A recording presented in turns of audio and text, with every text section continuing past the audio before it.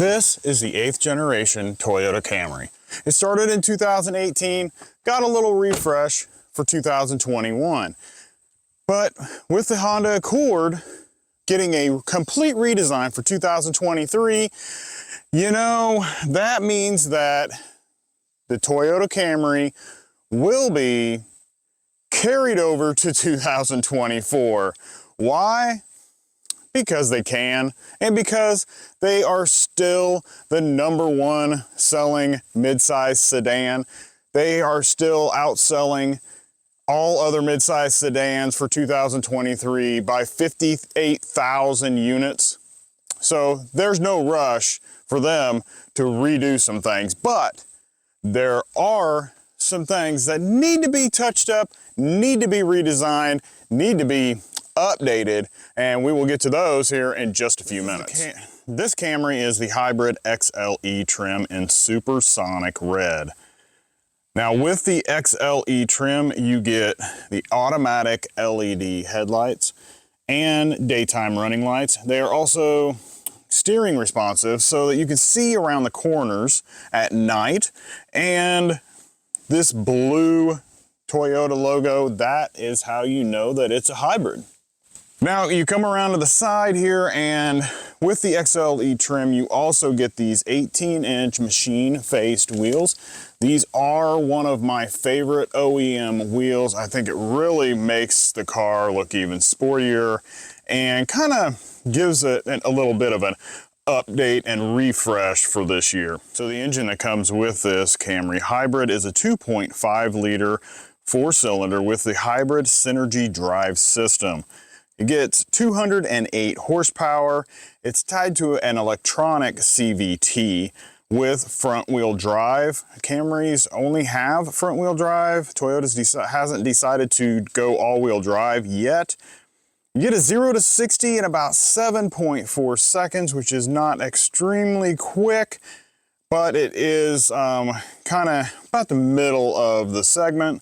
With the fuel economy on this, you get 44 in the city, 47 on the highway, and 46 combined. Now, as we've been driving this, we have been seeing a little bit under that, but my wife has a little bit of a lead foot, so we've been only seeing about 42 on that. If you want to see the real world mile per gallon test that we did on this, it will be linked down in the description and at the end of this video. Okay, let's walk around to the back and let's check out the trunk. All right.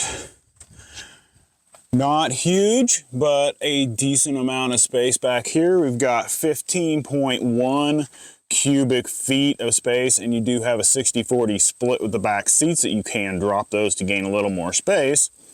Now, how about we see how many suitcases and how much luggage we can actually fit in this trunk. Here's our luggage. Of course, we've got a very large suitcase, a decent sized suitcase, and we've got a small one, a carry-on bag, and 2 duffel bags. So let's see how much of this we can fit in that trunk.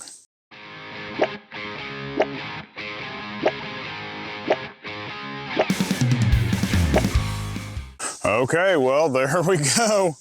We got it all in there. You see the big ones back there in the back, the other big one here, smaller one there, duffel bag, and your carry-on. So that's enough luggage for 5 people or a family of 5, and it all fit. Now, depending on how full you have some of those things, might be a little tighter fit, but it all fit in there. So. Okay, so I said I was going to tell you that there are some things that need to be updated about this car if they're going to carry it over to 2024. Hopefully this is something that they can easily update very quickly, and we're going to take a look at that right now. So let's go to the inside. Okay. So first off, this is the Chateau interior.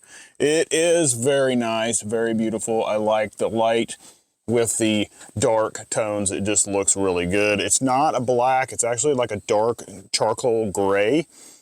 And then this is black, of course, here. And then you've got this macadamia color to which is nice.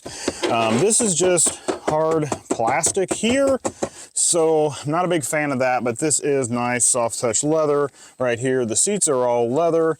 You got full powered seats with lumbar. They are also heated and ventilated. But let's hop on the inside here.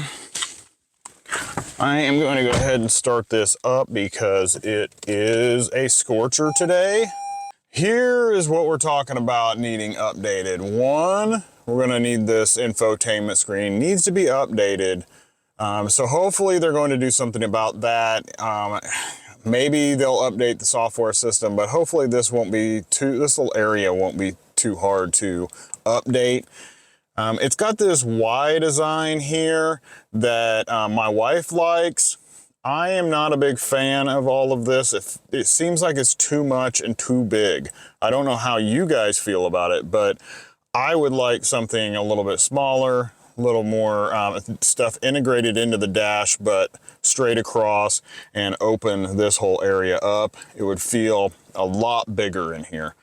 But this design has been carried on since 2000, at least 21 that I know of. I haven't been into 2018 to see if it's the same or not, but you guys can let me know down in the comments about that.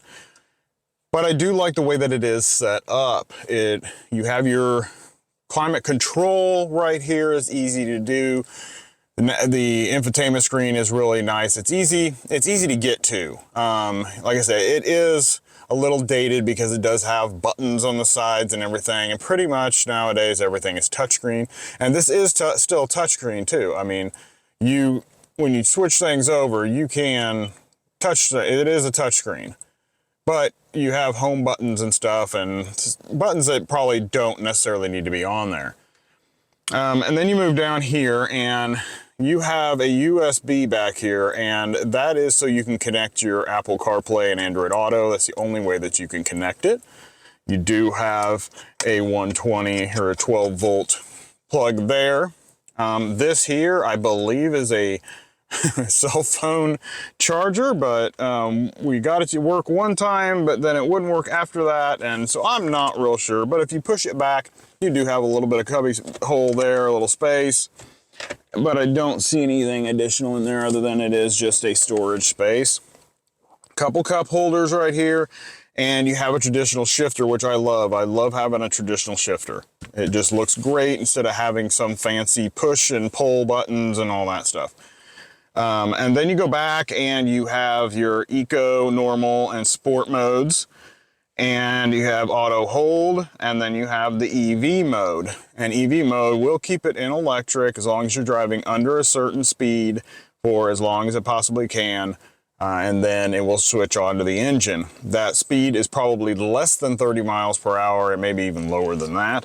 Then you have your electronic parking brake here, and then you move back here and you can see you have the heated and ventilated buttons here. So you press the top one, turns heat and it turns it orange, and the cool turns it green. So nice that you have levels of that. But one thing that I did notice sitting in this driver's position, if I am sitting here and I want to turn my cooled seat on and I turn and look, when you're looking at my view, I actually can't see the cool button. It's about as close as I can get you, but you can't see the button to actually turn it on. So I think they need to kind of move that a little bit. All right, so let's move on to the steering wheel. It's pretty simple. It's been the same for a long time. You have got your cruise control here, up and down, and then this is your radar sensor for your adaptive cruise and lane keep assist. Your mode button, this actually switches the stereo, not your car modes. And then on the other side, you have your center display in the middle there where you can make adjustments. Then down here, there's your volume for your radio and the speaker, or your voice command things, and then your phone and the back button.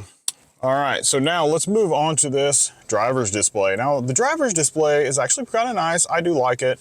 It does have digital in the middle, analog on each side, which is perfectly fine. Over here you have your charging and your battery, your hybrid system over here. So when it goes down into the blue is usually during your regenerative braking or letting off the gas to slow down. As long as you are in eco and you're going a certain speed or a constant speed, it will kick over to hybrid when it can. But if you are in electric on the hybrid and it kicks in and you press the gas to accelerate and you get into that power band there, that will automatically turn the engine on to get you up to speed you want to be at. And then depending on how fast that speed is, it will occasionally kick over to the electric battery and run off of that. It is only a 1.6 kilowatt hour battery, so you don't get a whole lot of time on it, but it's pretty decent. So in the middle, you do have several things that you can look at.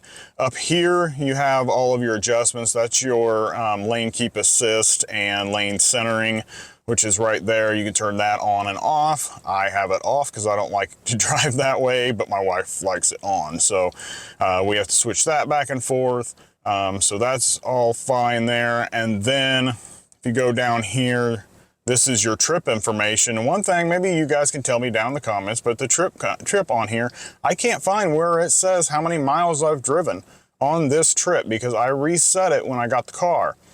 And it says I have 333 miles to empty, and I have my odometer there, so I know how many miles I've actually driven, but the trip I am not seeing, and I can't find anywhere that it says it, how many miles I've driven. So that's a little confusing. If you know how to figure that one out, let me know down in the comments, and that way somebody else might be able to see that and know. You can go down and you can have this view with your car and your watching your lanes on each side of you for your lane keep assist and lane centering. And then there's your audio and then your tire pressures, and that's it. So I usually have it on this so I can watch my miles per gallon. Since we've had the car, we have driven it a total of 172 miles, and we're averaging 41.3. All right, you move on across here. You do have this nice little wood grain going across here. Well, it's plastic, but it looks like wood grain, so it looks kind of fancy. This is soft touch up here, so that's really nice, but this is all hard plastic. And this is not just piano black. I'm not sure if I can get my camera to pick it up, but in the sun, there are flecks of color in this piano black, and I just probably can't get it because I am not in the sun anymore. Clouds have come over. Okay, so we just move on around. Door panel, just basically the same as the other side. One thing we notice is that it is really hard to fit a bottle down in that corner, so that pocket needs to be expanded for whenever they do the redesign. You have a little bit more room to get bottles and stuff in there. If you have a small bottle, yes, it'll probably fit in there, a water bottle, but if you carry what most people carry in these 20-ounce hot or cold containers that we all use now, it will not fit in there. Of course, for this ventilation seats, this is really nice, and they've got this nice little gray stripe here in the middle, which is pretty cool, kind of blends in with the rest of the interior. All right, so this one does come with a sunroof. There were a few things that were added on to this car, and one of them was the driver assistance package, which included this heads-up display. Hopefully you guys can see that. It is kind of hard to see, but it's hard to see in the camera, but it is really clear when I'm looking at it. It does do very well. I found myself using it quite a bit.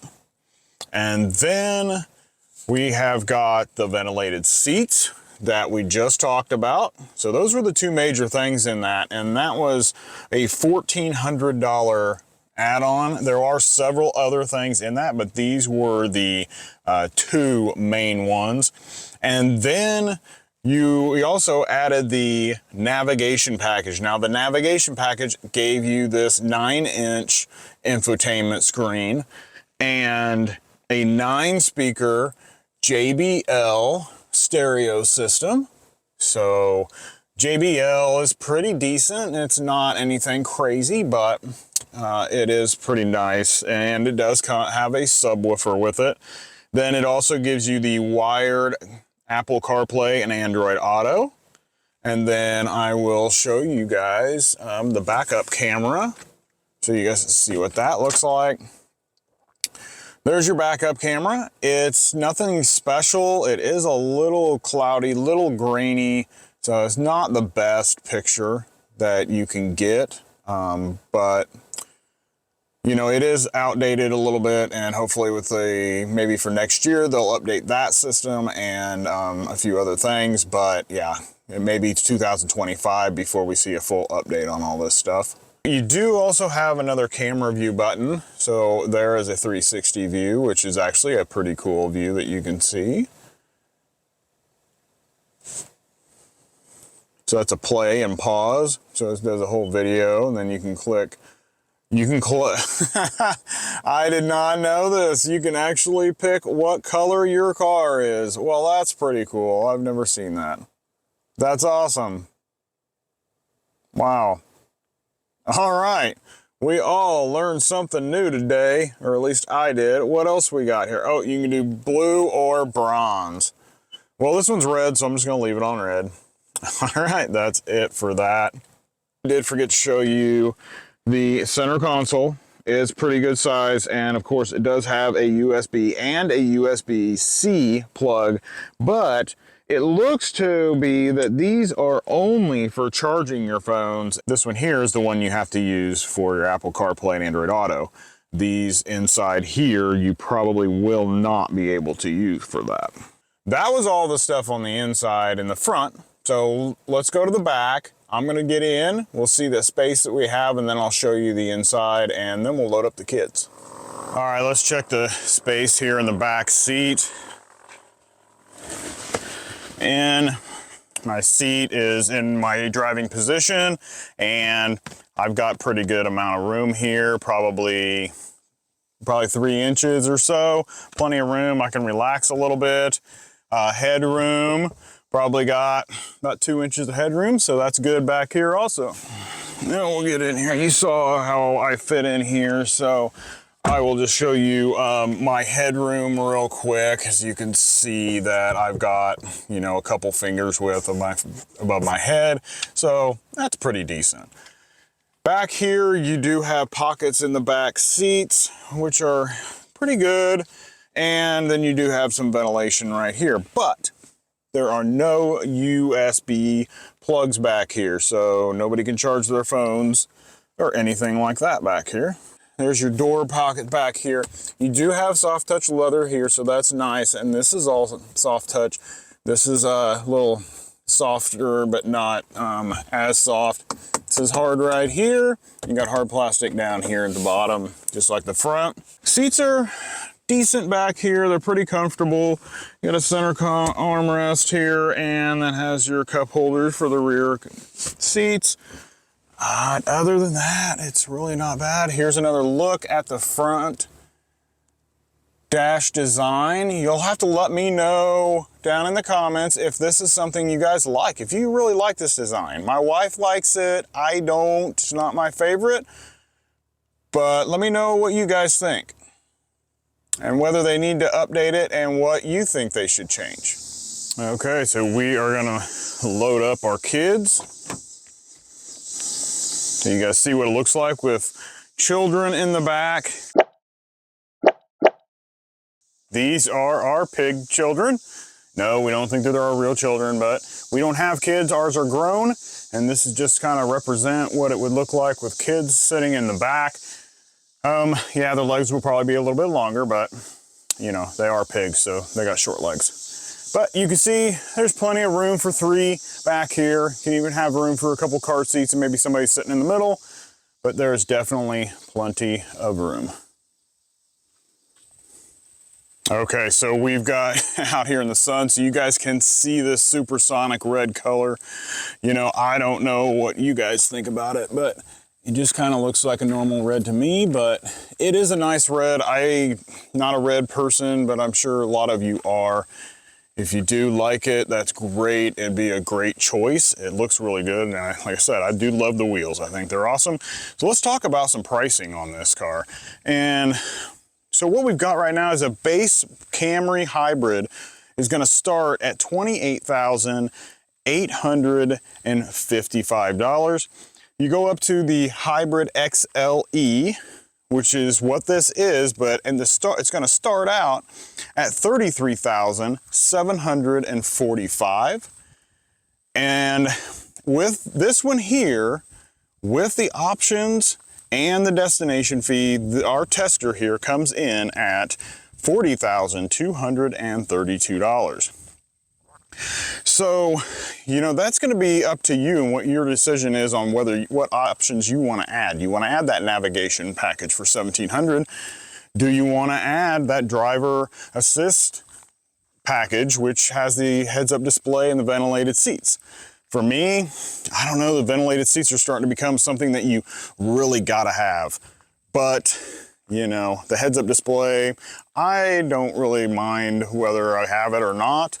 I've never had it before, starting to see it on some of these cars that we're testing here, and it is pretty decent and pretty nice, but I would probably leave it off. Now that we've seen everything on the inside and the outside of this Toyota Camry Hybrid, let's go take it for a drive. Okay, so we've been driving this for about 4 or 5 days now, and a lot of things that we talk about is like the power and things like that. And let's just check the power right now. Let's do a 0 to 60 real quick while we're right here and no one's around. I'm gonna put it into sport. And now we are in sport. All right, here we go. Gonna brake torque. Ready, go.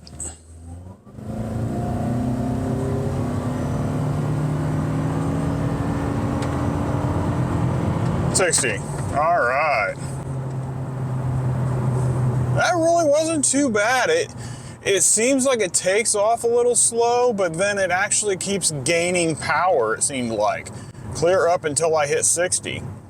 So that was actually pretty impressive. I like that. The acceleration was good.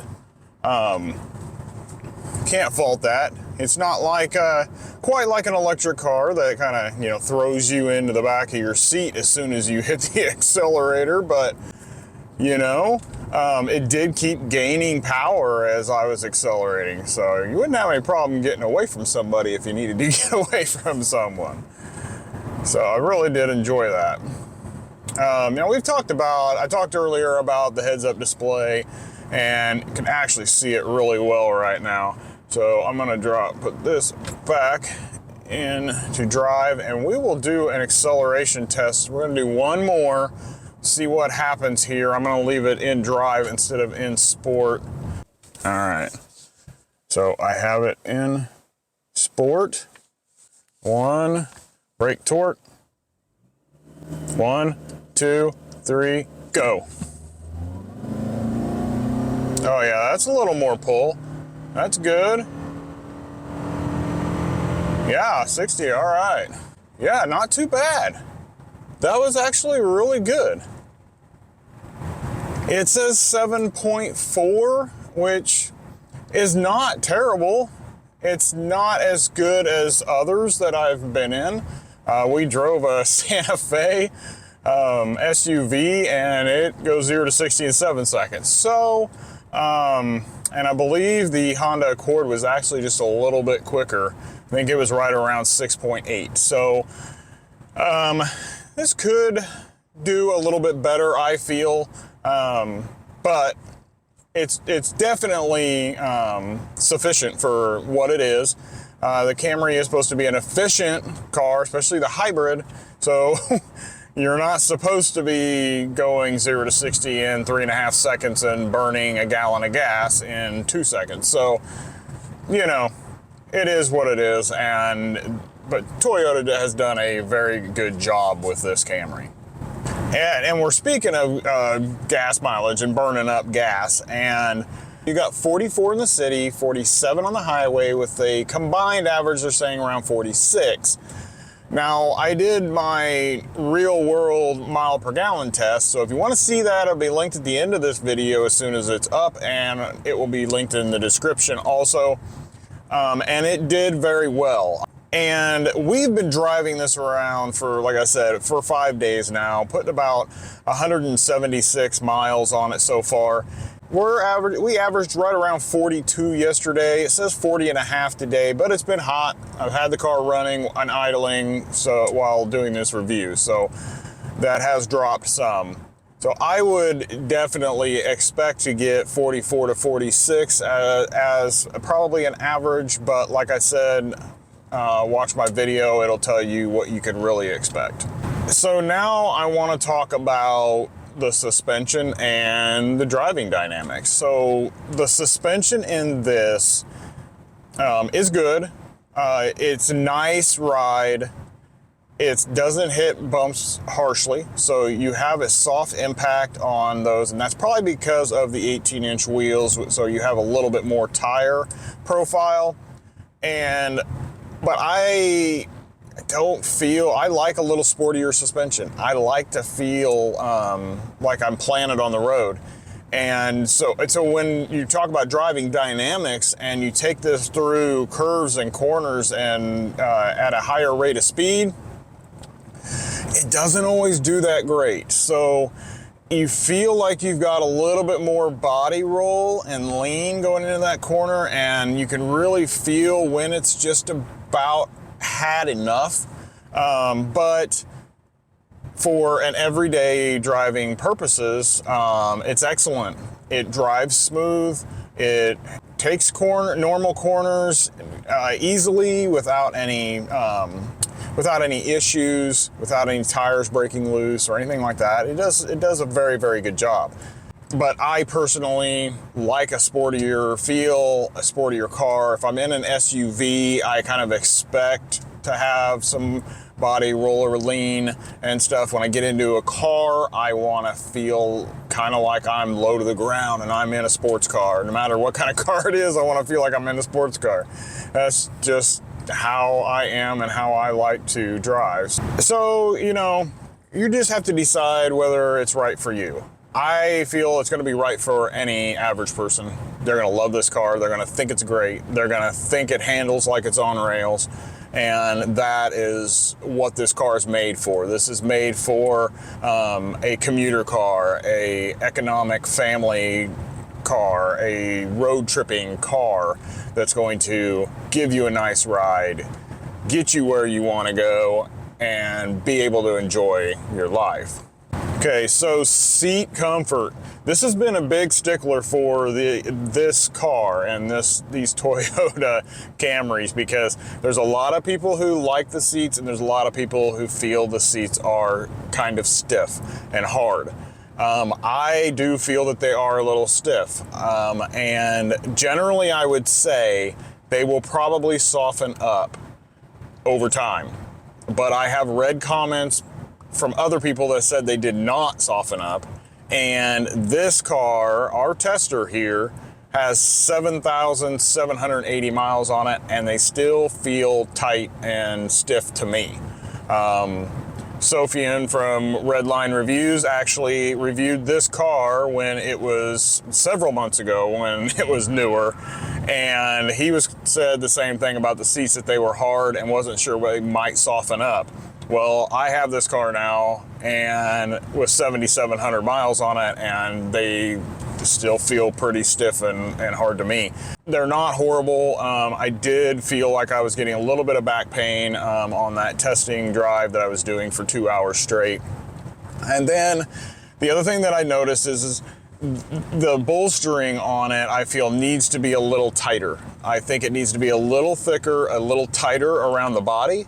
That way, because I feel like I slide around in here. When I go around a corner or something like that, I feel like I'm sliding.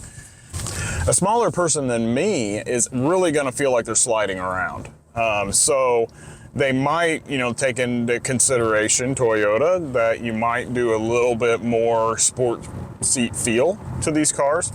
Now, I don't know how the Toyota Camry TRD is, because it is the sportiest Camry that they have.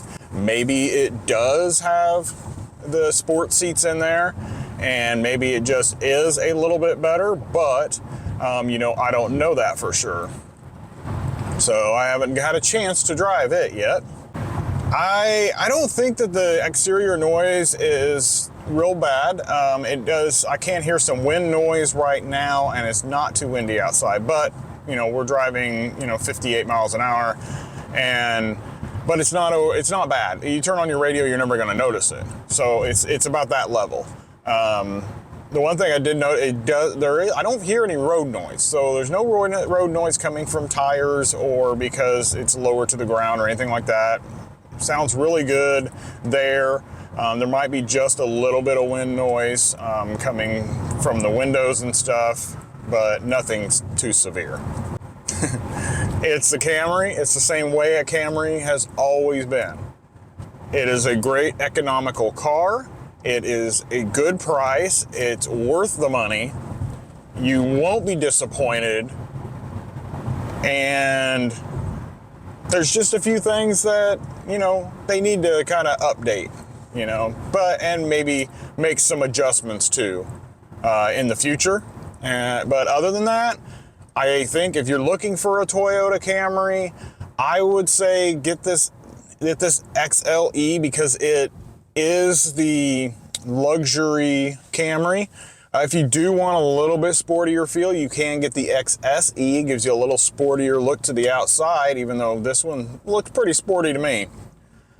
But that is it. Thanks for joining me. Make sure that you click on one of these videos that's probably next to me.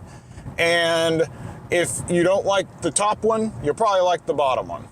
So click on one of those, watch another video of mine, click the subscribe button, click the like button, and I will see you in the next review.